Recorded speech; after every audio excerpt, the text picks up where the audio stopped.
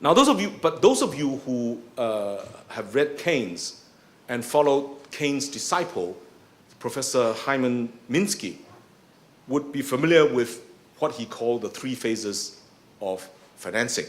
First, hedge financing. You have enough money to pay all your debts and service your interest plus your capital repayment. That's hedge financing. That's a safe kind. Speculative financing is when you can pay the interest, your cash flow can pay the interest, but you can't pay the principal. But as long as you pay the interest, everybody's happy. So it's a little bit speculative, but it's all right. Ponzi financing is named after this Italian, who did the pyramid scheme in California. It's when you can only pay the debt by giving you another piece of paper, right? So it's slightly derogative, but it's exactly what's happening. Now, unfortunately, by sheer complacency or neglect, financial regulators allowed financial engineers to escalate Ponzi financing to crisis levels.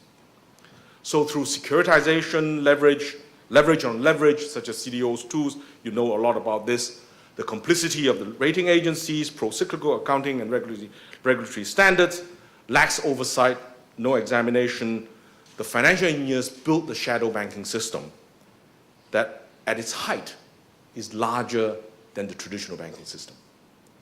Now, if some of you, I highly recommend you go to the New York Fed website and just type shadow banking. You get this chart which is so complex that most people didn't understand what it's all about. And it was this obscure character who actually wrote this paper about shadow banking and gave it to Tim Geithner, that he hired him into the New York Fed and wrote this paper about shadow banking. And he also did the long-term studies. So the chart is very interesting. I'm not going to use PowerPoint because I thought, I'll do it the old-fashioned way. The shadow banking was created basically through regulatory arbitrage. If you regulate me traditionally, I move all my business outside your regulatory, regulatory perspective. And if you try to regulate that, I move offshore. That's basically what's happened with shadow banking. At its height, shadow banking industry was $20 trillion, and the traditional banking industry was 14.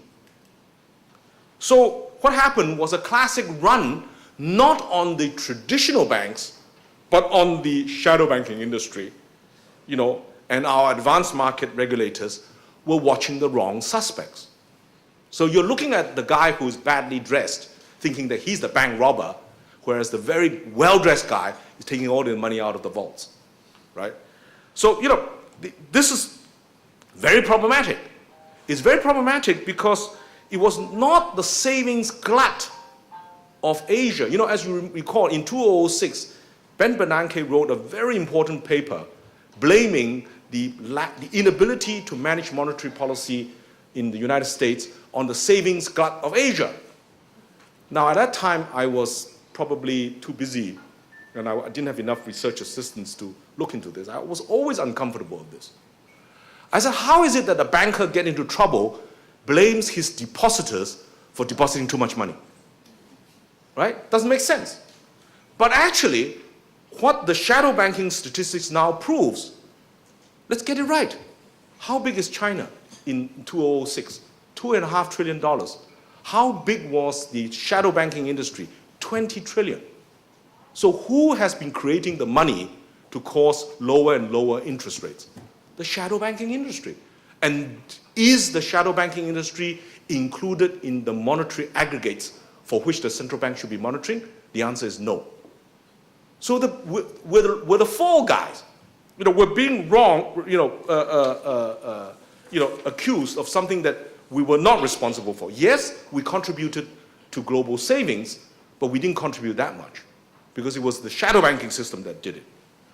Now, the shadow banking system, had core capital adequacy levels down all the way to 2 to 3% level and only 1% liquidity. Now, in the 1960s, the capital adequacy ratio, the core capital adequacy ratio of developed country banks was 8%. In the 1930s, it was 25%. And the liquidity levels was 30% and went down to 1%. So are you surprised when the market volatility is 5% per day, these systems just go bust, right? So, but to be fair to the advanced country regulators, they were complacent, or they were made complacent because the system withstood the 87 crash, the 1991 sterling crisis, the Asian crisis, and the dot-com boom. So they said, well, we survived this, things are okay. Now, in hindsight, they missed 5 major parts of the picture: the history, the political context, the global financial architecture, and the macro and the micro incentive, right? Now, on the history part, they forgot that every 10 years we have a crisis. I won't go into details. Now, second, the political context was that if the West goes into overconsumption, they have to fund this. And the funding of this was essentially through the financial engineering. And we didn't understand that financial engineering until that liquidity, because democratic societies have one defect. Everybody wants tax to be cut as low as possible, but welfare expenditure should increase as much as possible. Something's got to give, and therefore you do it through greater and greater leverage. Now, but actually, the problem lies in the global financial architecture. The global financial architecture hinges on what is known as the Triffin dilemma for the dollar as a reserve currency. The Triffin dilemma is named after this Belgian economist and Yale University professor who in the 1970s wrote about the dollar crisis. And he said that the US got into the dollar crisis because it violates this dilemma that the central bank of the reserve currency country has to run a monetary policy that does not fit its own needs. So if the rest of the world is growing faster than the United States has to run a monetary policy much looser than what it needs. And the difference is the current account deficit. That's essentially the mathematics of it, right? So the United States kept on feeding the global liquidity because the world needs it. But in doing so, it got bigger and bigger and bigger. So the global imbalance is actually the accumulation of annual deficits that ultimately became a very large balance sheet deficit. Now, the fourth one is that the rising asset bubbles were both causes and effects of bad macroeconomic policies. Because the central banks focused on the monetary targeting, they actually missed the idea that the lower and lower interest rates was actually feeding the asset bubble, and it was actually financed through these Ponzi activities of funding derivatives. And because there was a central bank put, the famous Greenspan put or Bernanke put, what it means is that you speculate on the stock market drops, you expect the Fed to lower interest rates, and everybody gets bailed out. And that's really moral hazard, because every time I'm a child, I make a mistake, my parents pick me up, I'm going to keep on making mistakes because I'm not going to learn from this, right? So the real problem is that every time this happened, the central banks keep on bailing them out, including in the crisis, everybody got bailed out. So it's the ultimate moral hazard, right? Central bankers for the last 10 years talked about it, but didn't act on it until Lehman Brothers. And by that time, it was too late, and the system got even worse. But the most difficult part is the micro incentive issues. Now, this is one part that it took me a while to figure this one through.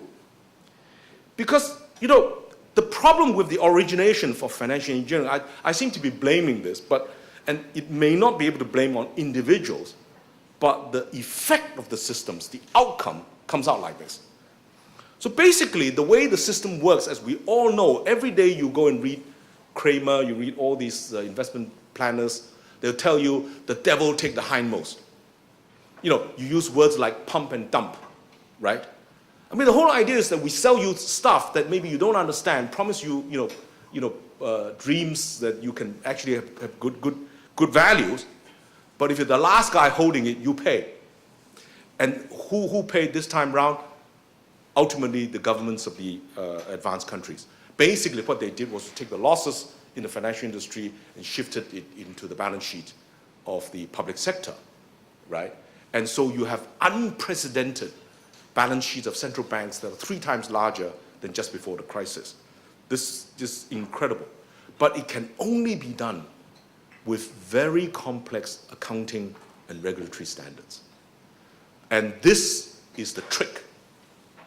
Because if I give you financial standards accounting 157, most of you your eyes would glaze over. Basically what F157 says is that you're going to move assets into 3 categories. Level 1, level 2, level 3. Level 1 is fair value accounting, what the market says. Level 2, there is no market for it, we use a model. Level 3 is my judgment, right? And there's a very major study, which I should not bore you with. If you really look at see what has happened, because the bankers benefit most from the pricing of the profits, are you surprised I overvalue, my judgment is overvaluation of the assets and undervaluation of the liabilities? And the accounting standards allow it, right? And guess what? The model for pricing these level 2 assets depends upon the interest rate. So the lower the interest rate, the higher the level 2 asset valuation. And if the liability is below the line and you can't see it, the profit of the bank is very good. But guess what? The profits of the banks, 30 to 70%, go to the bonus pool, the compensation of the bonus pool. Now, how is it possible that a financial engineer can earn 5 times the salary of a real, civil engineer or a chemical engineer, etc.? What makes finance so fantastically that they can walk on water? The answer is it's underwritten by the government. Because when it fails, the government picks up the bill. And in the end, you and I pick up the bill. So that's the real problem that we have this. And so if you were to take a 30,000 feet sort of view on this, as well as looking at the micro detail, you suddenly realize, my God, we completely forgot about the history of money. The history of money was about commodity money, real money, according to real goods, versus fiat money, which is government printed money. And as you know, the first time round, the history of money was about gold, and then bimetal gold. So the 19th century was buy gold or silver, right? And then, of course, then it went to gold or sterling. And then when sterling failed, it went to dollar. And then, of course, in 1971, the US broke the dollar link, freed the price of gold. And now we are into this shadow banking crisis, which is really coming back to haunt us, whether we have completely missed the picture as far as going back to gold as the hard currency, because the government has printed too much money, or at least the government has allowed the shadow banking industry to print so much money that there's too much inflation, is too much money chasing too few goods. And so we're literally in a dollar crisis, and that's essentially what is happening. So, but what's the solution? If I've painted this picture, both the macro and micro, what's the solution? The solution is that they have introduced quantitative easing and zero interest rate policy, what QE and ZIRP, right? And in 2009, I was at the Chicago Fed and later on the San Francisco Fed, and I said, this is disaster. I said, it may fit you, but it will kill Asia. Bah, that's your problem, Anyway, our problem is, what is Asia going to do about it now? Now, it means, actually, all what we have been taught in Asia is wrong. The more you save, the more you bear the burden of this crisis. Now, why do I say this? Well, it's probably easiest if I just use the IMF statistics.